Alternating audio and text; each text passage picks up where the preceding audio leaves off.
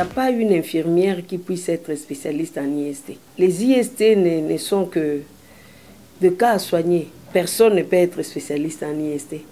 Mais pour venir travailler dans un centre IST, il faut avoir la formation en IST. Les gens viennent avec leur formation, mais on les forme ici sur place. On les encadre dans la prise en charge. Quand on doit nous former de façon classique, ça peut prendre 3-4 jours. Mais si je dois faire des briefings, quand quelqu'un vient, il a déjà sa formation, il est médecin, il est infirmier, infirmière, je ne sais pas. Quand il vient ici, je fais les briefings. Je les brief en un jour, après je continue, je passe à la partie pratique. Je le mets à côté de moi, il me voit consulter, après je lui passe la main, ainsi de suite, jusqu'à ce qu'il va maîtriser. Ça peut prendre 1 semaine, ça peut prendre 2 semaines, ça dépend de la capacité d'appréhension de la matière de la personne. Et au centre IST Matongé, nous soignons la population clé, uniquement la population clé. Et quand nous disons population clé, nous voyons les professionnels du sexe, les filles, nous voyons les homosexuels, les MSM ou les transgenres. Nous voyons aussi les utilisateurs de drogues injectables. Aussi, il y a le... Parfois, on reçoit aussi les enfants de la rue. Mais c'était dans les temps qu'on recevait les enfants de la rue. Généralement, on a la population clé qui est composée des PS, des UDI et des homosexuels, des hommes tout comme des femmes. Cette catégorie, c'est en fait notre marque déposée, si je peux dire, parce que généralement, les gens taxent la structure et les hôpitaux à Bandumba, parce qu'on a commencé avec eux et on continue avec eux. Les professionnels des sexes sont des gens qui ont décidé de leur vie, comme vous avez décidé de faire du journalisme votre profession.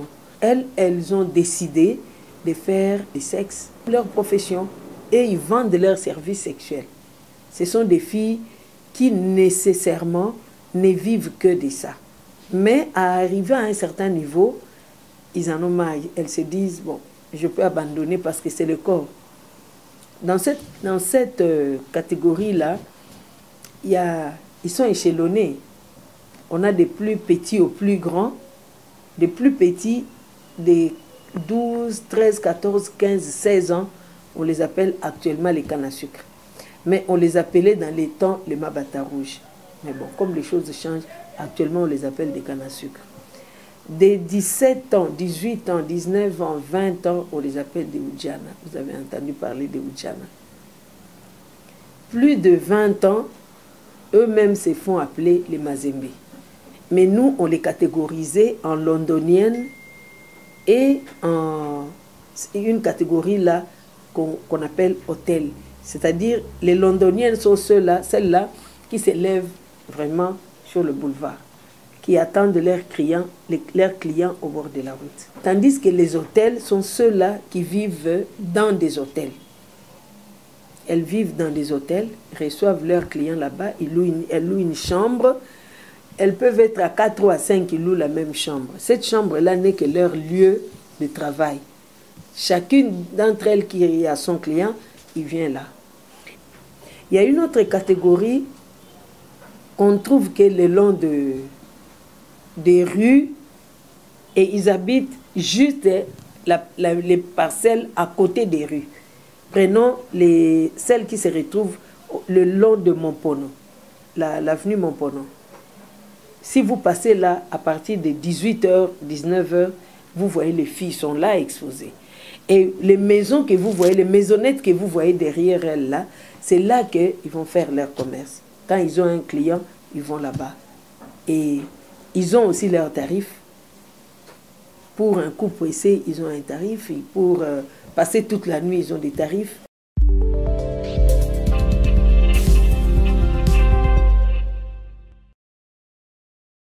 Ok, merci beaucoup.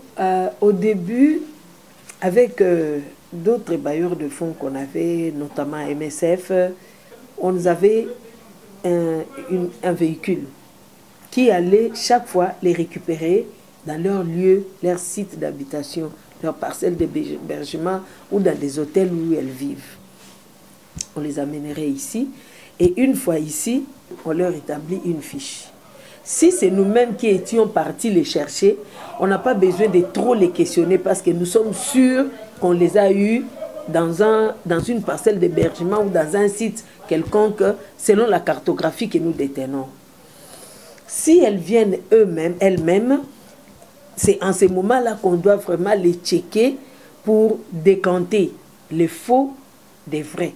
Parce qu'il y a d'autres filles qui ne sont pas professionnelles de sexe, mais comme ils savent que la prise en charge ici est gratuite, alors elles profitent, elles se glissent parmi ces groupes-là pour dire que moi aussi je suis PS. On leur pose une série de questions. Une fois qu'elles savent répondre à ces questions-là, là, on les recrute. Après l'examen, comme nous sommes un centre du PNLS, on leur propose le test VIH. On lui fait la prise du sang, en quelques 5 minutes, on parle un peu avec elle sur la partie dépistage, on lui montre les avantages, tout et tout.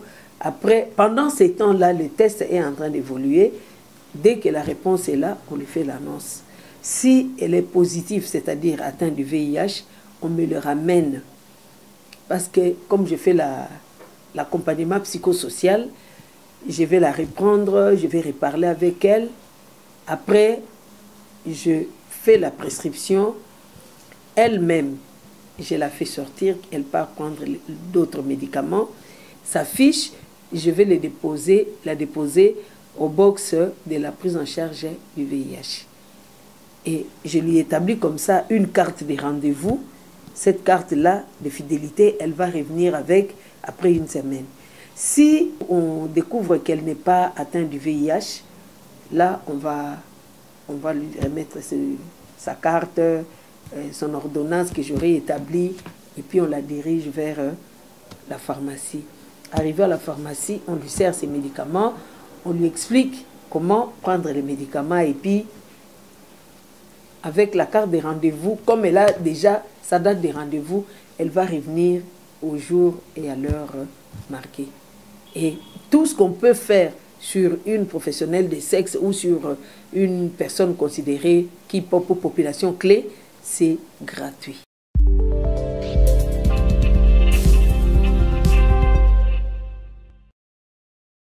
Je vais énumérer une seule, mais la question clé, je ne vais pas l'énumérer parce que je ne sais pas qui va suivre cette émission et qui va retenir ça pour venir répliquer. Généralement, à part la question clé que je pose une petite question genre ton terrain de travail c'est où? Je vais dire bon, à Bandal ou à Gombe ou à je ne sais où. J'ai dit bon, c'est qui le maire-chef, la mère-chef? Il y a d'autres événements. Elle vous dit non, nous là-bas on n'a pas de maire-chef. Mais une autre te dira non, nous avons notre mère-chef, elle s'appelle telle. Il y a même d'autres qui peuvent vous donner un nom comme ça. Elle vous balance un nom qui n'est pas vraiment le nom de leur mère-chef. Mais la question clé vraiment, excusez-moi, je ne peux pas le dire, sinon c'est comme si j'ai déjà donné la réponse à l'examen. Il y en a beaucoup. On ne sait vraiment pas vous dire le nombre exact, mais je peux quand même vous dire ceci. Sur chaque fiche, si je peux vous montrer une de ces fiches-là, nous avons un numéro. Ce numéro-là, normalement, c'est le numéro d'ordre. Donc, si je regarde la dernière personne, nous avons ce numéro-là. Le numéro-là, ça peut nous permettre de connaître le nombre de PS que nous avons dans notre cohorte. Mais ce n'est pas toujours exact.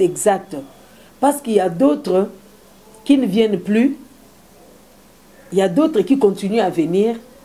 On ne fait pas vraiment une activité genre recensement où on peut retrouver exactement le nombre. Mais nous avons des numéros qui peuvent nous montrer que nous sommes déjà à 91 500 et quelques des filles.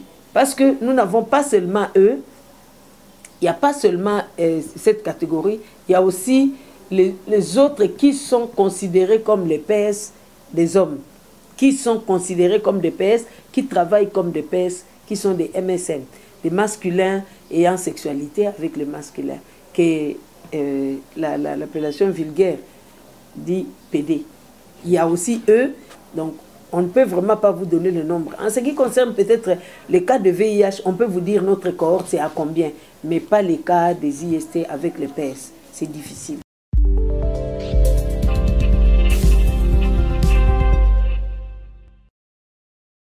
Si par exemple, toute la cohorte du mois peut arriver, on peut le mettre à 100%, les cannes à sucre, on peut dire 15%.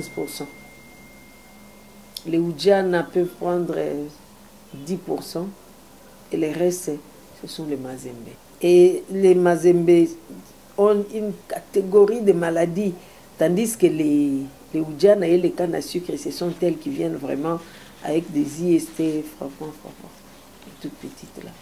Parce qu'ils vont sans précaution. Tandis que les Mazembe sont déjà aguerris dans le métier, ils vont avec préservatif, mais les cannes à sucre et les Oudjana, généralement, ils suivent ce qu'on lui propose. Si on lui dit pour un coup pressé, je te donne 10 $, mais tu viens sans préservatif. Elle va accepter. Elle est toute petite, elle n'a pas vraiment la conscience du risque. Mais les Mazembe ont vraiment la conscience du risque.